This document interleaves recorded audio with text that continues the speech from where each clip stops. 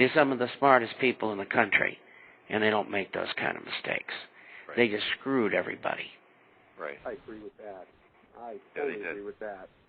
They did. That is just unacceptable. You know, especially when you elect as many of these guys to office as we have, and as intelligent as most of them are, just to get that far, for this to be able to fall as far as it has without any stopgap measures, it's just unacceptable. And I think the American people are eventually going to wake up that it's going to be at a severe cost. A severe cost, like you say, Bob. It's just awful. Well, if you don't do it legally through the system, there's only one way left.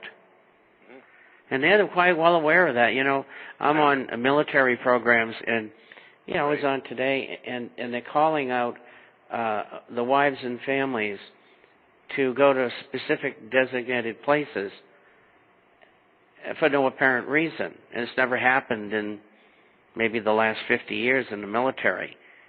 And the people I talked to knew of. And these are military families who have been military families for a long, long time. And so they're getting ready to round up these people so that they can be used to keep order, civilians, and don't panic when their husbands and wives are sent off to quell some riot someplace. Right. I mean, that's what the preparation is for. They expect insurrection. And the military is not going to shoot American people. And if they are given an unlawful order, they are not going to follow it. And I've been told that over and over and over again from people from all branches of the service. And the 10% that might do so, that do so, will be liquidated by their own people.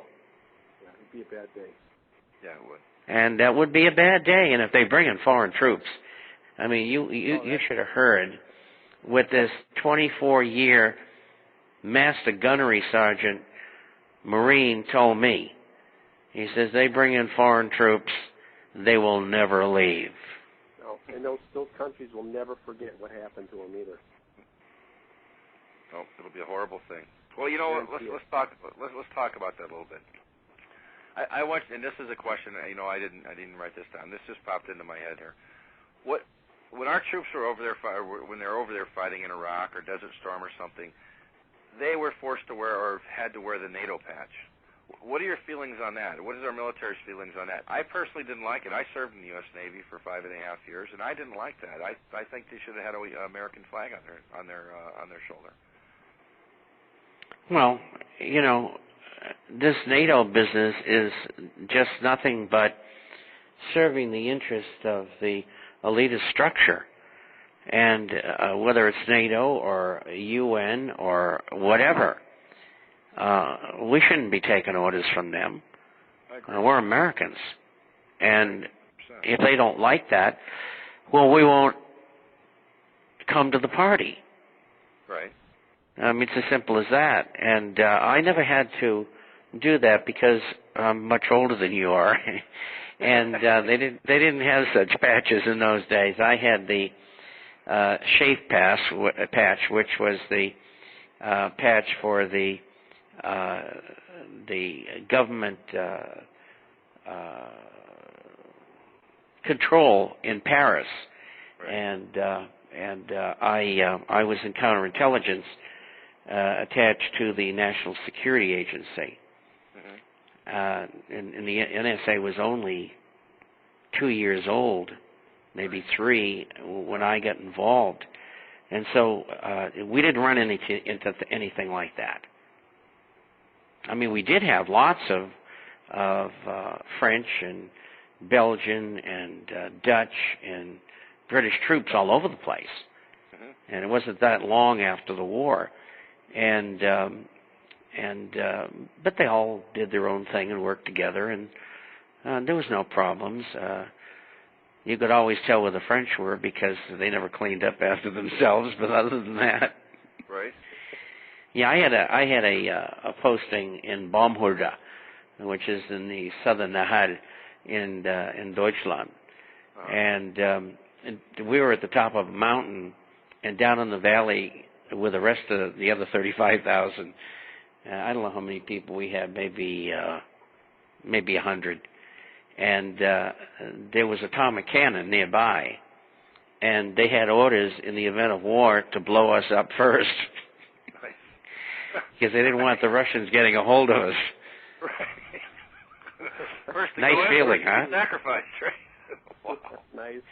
But there was also another flip side to that, and that was they don't have to do that if they can get us out before the women and children. Mm-hmm. And that's true. Right. In today's money, it cost them probably about $3 million a head to train us. Right. And they didn't want to lose us. And it was an extraordinary, unique experience because there was nobody in there, including people who were in the motor pool who had IQs under 135. Uh-huh. Wow. And that's high, by the way, compared to the average American public. That's really pretty decent. That's 118 for the average American. What have you heard? I mean, we're talking about Europe now. We're in France, and let's go east a little bit farther. This last week, Russia had rounded up a bunch of people. Do you know what's going on over there? No, not really. I do know that I think Putin's a nationalist, and I think many Russians are. You know the history of Russia. And they have come a long way since the late 1990s, and they've had their ups and downs. Our government, among others, are making life as difficult as they can for them by wanting to put in missile systems and radar, 35 miles from their border. I mean, the Bushes used to say, it's to stop Iranian missiles, and our new president tells us, well, it's to keep the Russians in place. So there you have the duplicity again. But I think that there's a good chance that Israel and the United States will go into Iran, and it could start a third world war. Mm-hmm. And I'll tell you one thing, the Iranian people will get hit very, very hard, but there won't be an Israel left. So, talking about the Iranians and Israel, it's a hot spot for possible conflict between the United States and, again, another Middle Eastern country. This week, again, we heard in the news that the United States was going to sell another $6 billion arms package to Taiwan. The Chinese were pretty upset about that. Any comments on that particular situation? Well, I think it's very important that they keep for them to keep the Taiwanese up to date, and that's a very small amount of military hardware or whatever it was they were selling to them. And the Japanese want to kick the Americans out of Okinawa as well as Japan. They've had it. I mean, they paid their subservience for the last 60 years, and they don't want us there anymore. And the whole after the world structure that was set up just after the war, the splitting up between the Japanese and the Americans, all the loot that the Japanese had stolen in Asia, and then keeping the same people in power who started the war. Mm-hmm. That era is ended.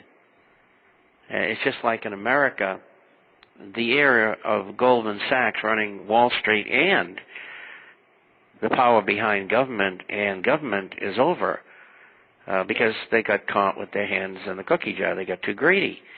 Right. And so there's major changes happening that most people don't realize because they don't understand the background, the history, and the problem, and they don't understand where these people are going and why they're going there, these people who control us.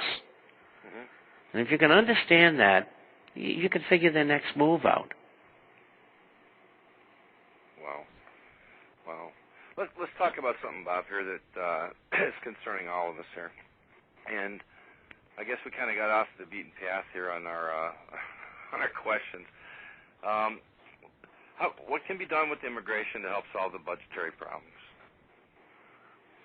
Well, I think under these economic circumstances, it's pretty clear cut. They have to go back from whence they came. And a lot of them are going back already from whence they came because the jobs that were available that they worked very hard at, for the most part, are no longer there. And so, in a way, the problem in part is taking care of itself. And if you notice, the amount of money going back to Mexico, as an example, has dropped from $25 billion a year down to around 18 or 19.